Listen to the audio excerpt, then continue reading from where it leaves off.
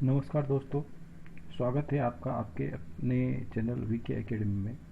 Friends, आज हम बात करेंगे राजस्थानी भाषा और उसकी बोलियों के बारे में। चलिए समय की बर्बादी ना करते हुए वीडियो की शुरुआत करते हैं। सबसे पहले हम बात करते हैं राजस्थानी जो भाषा है उसकी उत्पत्ति कैसे हुई। इसकी उत्पत्ति से भी पहले हम दोस्तों ये जान लेते हैं कि राजस्थान की जो राजभाषा है वो कौन सी है। जी हाँ दोस्तों, राजस्थान की जो राजभाषा है वो हिंदी है और 14 सितंबर को प्रतिवर्ष हिंदी दिवस मनाया जाता है।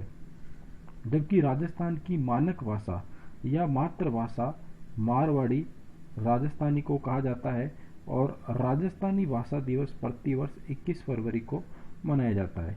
हिंदी हमारी राजभाषा है जो कि 14 सितंबर को प्रतिवर्ष मनाई जाती है।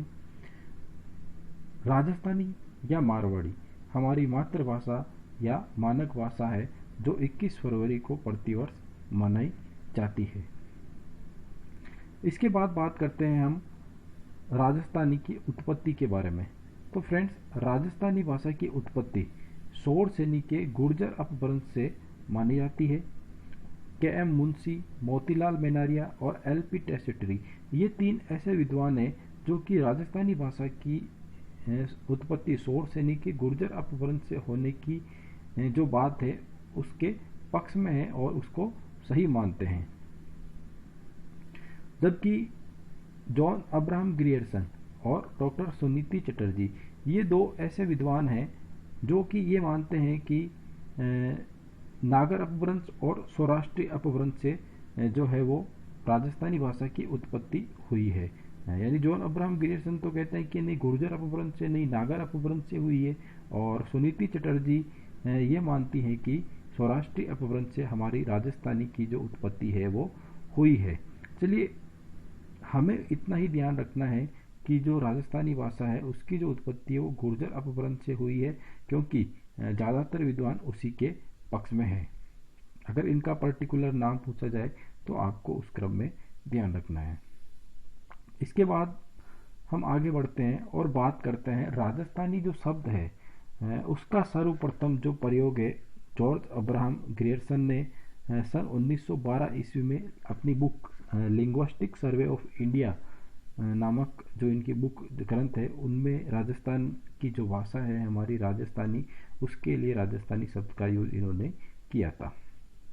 और यही वो शख्स थे जिन्होंने हमारी जो राजस्थानी भाषा है उनकी जो बोली है उनका सबसे पहले वैज्ञानिक वर्णन किया। ठीक है फ्रेंड्स, आगे बढ़ते हैं और बात करते हैं उद्योतन सूरी के बारे में। उद्योतन सूरी इनका एक ग्रंथ है कुवलई माला। तो अपने ग्रंथ में इन्होंने 18 जो भाषाएं हैं उनका एक तरह से संकलन किया और उन 18 भाषाओं में जो हमारी भाषा है राजस्थानी उस राजस्थानी भाषा को इन्होंने मरु भाषा नाम से शामिल किया। तो ध्यान रखना, राजस्थानी शब्द का सर्वप्रथम जो प्रयोग है वो तो हमारे जो जॉन अब्राहम ग्रियर्सन ने उन्होंने अपनी बुक में किया था। मरु भाषा जो वर्ड है वो उद्योतन सूरी ने यूज लिया था, और अबुल फजल जो कि एक और विद्वान है उन्होंने अपने ग्रंथ आईने अकबरी में मारवाड़ी जो शब्द है एक तरह से हमारी भाषा है उस मारवाड़ी शब्द का यूज लिया था और मारवाड़ी को भारत की मानक बोली इन्होंने बताया था। उसके बाद राजस्थानी भाषा का जो उत्पत्ति काल है वो माना जाता है 12वीं शताब्दी के अंतिम चरण को, और 12वीं शताब्दी के अंदर भारत के अंदर मुगल काल था। तो यहाँ पर दो क्वेश्चन आपके बनते हैं फ्रेंड्स, राजस्थानी भाषा का उत्पत्ति काल कब माना जाता है? तो 12वीं शताब्दी का अंतिम चरण और मुगल काल के अंदर। उसके बाद राजस्थानी भाषा का जो स्वर्णिम युग है वो 1650 से 1850 तक का जो पीरियड है उसको माना जाता है जब राजस्थानी भाषा का एक तरह से बहुत ज़्यादा डेवलपमेंट हुआ था। उसके बाद 1961 की जनगणना के अनुसार हमारी जो राजस्थानी भाषा है उसकी 73 उपबोलियां मानी गई है। तो सभी जो फैक्ट्स हैं आपको ध्यान रखने हैं और आगे बढ़ते हैं। और बात करते हैं राजस्थानी साहित्य के जो प्रकार है उनके बारे में। फ्रेंड्स, राजस्थानी जो भाषा है उसके जो साहित्य हैं उन साहित्य के दो प्रकार है, डिंगल और पिंगल। अब डिंगल और पिंगल क्या है, तो आपको ध्यान रखना है पश्चिमी राजस्थान की जो बोली है उसका तो साहित्यिक नाम डिंगल है, जबकि पूर्वी राजस्थान की जो बोली है उसका साहित्यिक नाम पिंगल है। ठीक है, पश्चिमी राजस्थान की जो बोली है उसका साहित्यिक नाम डिंगल है और पूर्वी जो राजस्थान है उसकी बोली का साहित्यिक नाम पिंगल है। अब डिंगल और पिंगल के बारे में थोड़ा हम बात कर लेते हैं और सबसे पहले बात करते हैं डिंगल के बारे में। तो डिंगल जो है वो चारण जाति के जो लोग हैं उनके द्वारा लिखा जाता था और इसके अंदर मारवाड़ी भाषा का सबसे ज़्यादा मिश्रण पाया जाता है। उसका कारण है, हमने अभी बात करी थी, डिंगल जो है वो पश्चिमी जो राजस्थान है उसकी भाषा का साहित्यिक नाम है और पश्चिमी राजस्थान के अंदर मारवाड़ी जो भाषा है वो मुख्य रूप से बोली जाती है। डिंगल भाषा के कुछ जो प्रमुख रचना है डिंगल भाषा की उनका आपको नाम ध्यान रखना है। अचल दास खिंचीरी वचनिका, ढोला मारूरा दूहा, ये डिंगल भाषा की प्रमुख रचनाएं हैं। और ऐसे ही पिंगल जो है वो भाट जाति द्वारा लिखा जाता है और यहाँ पर ब्रज भाषा का मिश्रण यह देखने को मिलेगा पिंगल के अंदर, क्योंकि पूर्व के अंदर हमारे जो धौलपुर है यूपी के लगते हुए जिले हैं तो वहाँ पर ब्रज भाषा मुख्य रूप से बोली जाती है। तो पिंगल भाषा में ब्रज भाषा का मिश्रण होगा। पृथ्वीराज रासो और वंश भास्कर, ये पिंगल जो साहित्य है उसकी प्रमुख रचनाएं हैं। चलिए आगे बढ़ते हैं और बात करते हैं राजस्थान में बोली जाने वाली प्रमुख बोलियों के बारे में। तो दोस्तों, राजस्थान के अंदर प्रमुख रूप से ये 5 जो बोलियां है वो बोली जाती है, मारवाड़ी, मेवाती, मालवी, ढूंढाड़ी और हाड़ौती। राजस्थान के ज़्यादातर हिस्सों में ये बोलियां जो है वो बोली जाती है और बाकी जो बोलियां हैं वो इन्हीं की उप बोलियां एक तरह से जो है वो हम कह सकते हैं। चलिए डिटेल में हम बात करते हैं सबसे पहले मारवाड़ी के बारे में। तो मारवाड़ी राजस्थान के सर्वाधिक क्षेत्र में बोली जाने वाली बोली है दोस्तों। यहाँ पर एक चीज़ आपको ध्यान रखनी है, अगर एग्जाम के अंदर क्वेश्चन आता है राजस्थान के सर्वाधिक क्षेत्र में बोली जाने वाली बोली कौन सी है, तो मारवाड़ी। और अगर आपको पूछा जाए सर्वाधिक लोगों द्वारा या जनसंख्या की दृष्टि से जो बोली है वो कौन सी बोली जाती है, तो आपको ढूंढाड़ी है वो राइट करना है। वो आगे ढूंढाड़ी में हम और बात कर लेंगे, फिलहाल आपको ये ध्यान रखना है राजस्थान की मरु भाषा या मरु बोली कौन सी है, तो मारवाड़ी। यानी मारवाड़ी को राजस्थान की मरु भाषा या मरु बोली भी कहा जाता है। और मारवाड़ी जो है इसका जो शुद्ध रूप है वो हमें जोधपुर को पुराने ज़माने में मारवाड़ कहा जाता था, तो मारवाड़ी का जो शुद्ध रूप है वो जोधपुर और इसके आसपास हमें देखने को मिलता है। और अबुल फजल ने अपने ग्रंथ आईने अकबरी में मारवाड़ी शब्द का प्रयोग किया था। इसके बारे में भी हमने पहले बात कर ली है। मारवाड़ी को इन्होंने भारत की मानक भाषा कहा था। उसके बाद मारवाड़ी भाषा का जो साहित्यिक रूप है वो डिंगल है, ये भी अपन ने बात कर ली। पश्चिमी भाषा जो भी होगी उसका साहित्यिक रूप डिंगल और पूर्वी भाषा जो भी होगी उसका साहित्यिक रूप पिंगल। उसके बाद मारवाड़ी भाषा के कुछ प्रमुख साहित्य हैं, उनका नाम आपको ध्यान रखना है। उसमें नंबर 1 पर है वेली किशन रुक्मणीरी, जो कि बीकानेर के पृथ्वीराज राठौड़ द्वारा लिखा गया था। उसके बाद मुंबल जो कि लक्ष्मी कुमारी चुंडावत द्वारा लिखा गया था। उसके बाद राजयारा दुहा। और भी कई सारे जो साहित्य हैं वो मारवाड़ी भाषा में लिखे गए हैं, लेकिन उनमें से प्रमुख जो है वो यही है, उसके बारे में आपको ध्यान रखना है। उसके बाद बात करते हैं मारवाड़ी की जो प्रमुख उपबोलियां हैं वो कौन कौन सी है। तो आपके स्क्रीन के ऊपर शो हो रहा होगा गोडवाड़ी, देवड़ावाटी, वागड़ी, नागौरी, बीकानेरी, शेखावटी, थड़ी, खेराड़ी, मेवाड़ी और ढटकी, ये मारवाड़ी की प्रमुख उपबोलियां हैं।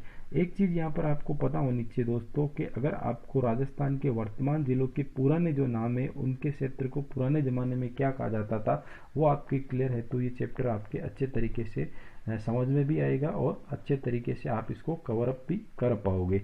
तो आपको वो जो चीज़ है क्लियर आपको पहले करनी पड़ेगी।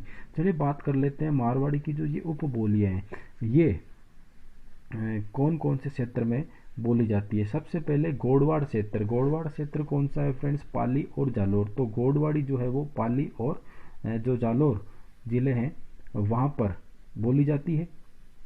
और यहाँ पर ध्यान रखना है, बीसलदेव रासो एक ग्रंथ था प्रमुख जो कि घोड़वाड़ी के अंदर रचित है। ठीक है। उसके बाद देवड़ावाटी सिरोही के अंदर, वागड़ी वागड़ क्षेत्र डूंगरपुर और बांसवाड़ा के अंदर। इसके बारे में एक फैक्ट है, ग्रियर्सन, जॉर्ज ग्रियर्सन जो है उन्होंने वागड़ी को भीली बोली भी कहा गया है, क्योंकि डूंगरपुर बांसवाड़ा के अंदर सबसे ज़्यादा भील जाति निवास करती है, तो इसको भीली बोली भी कहा जाता है। फिर नागौरी नागौर के अंदर और बीकानेरी बीकानेर के अंदर। ठीक है। उसके बाद शेखावटी जो है वो शेखावटी जो क्षेत्र है सीकर चूरू झुंझुनू वहाँ बोली जाती है। थड़ी जैसलमेर और बीकानेर के कुछ क्षेत्र में बोली जाती है। खेराड़ी खेराड़ी जो बोली है फ्रेंड्स वो मारवाड़ी और ढूंढाड़ी, यानी मारवाड़ी ढूंढाड़ी और हाड़ौती, इन तीनों बोलियों का एक तरह से मिश्रण है जो कि भीलवाड़ा बूंदी और टोंक में बोली जाती है।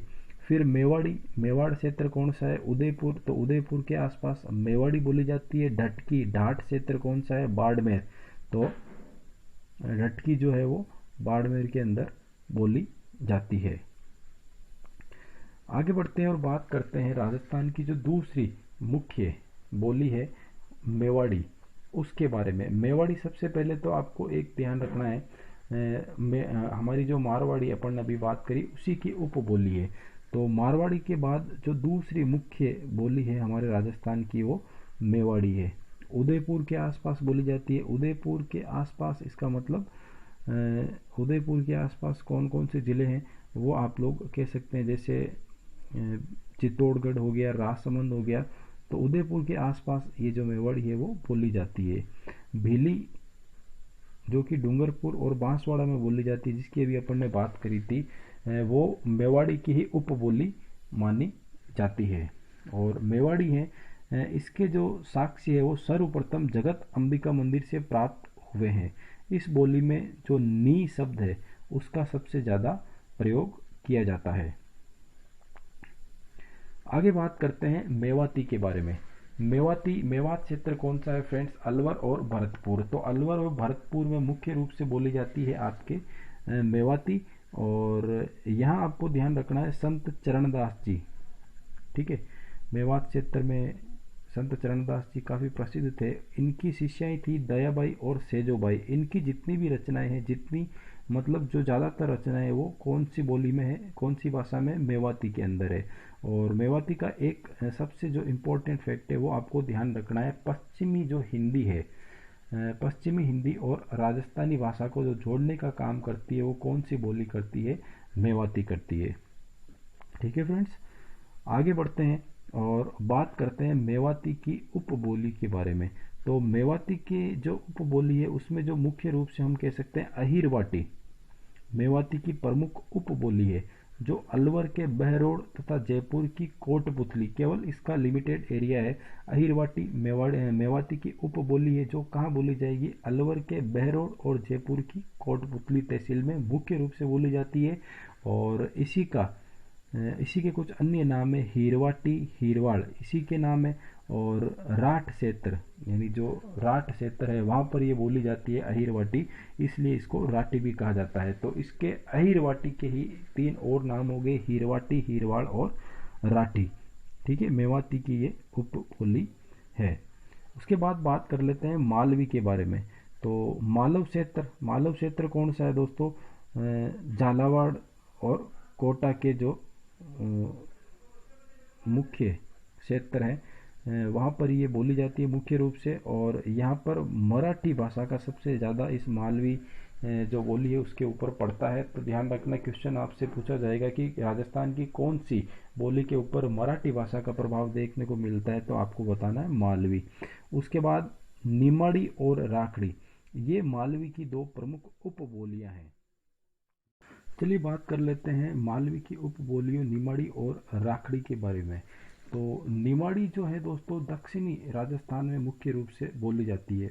और दक्षिणी राजस्थान के अंदर आप लोगों को पता है 2 ज़िले मुख्य रूप से हैं, डूंगरपुर और बांसवाड़ा।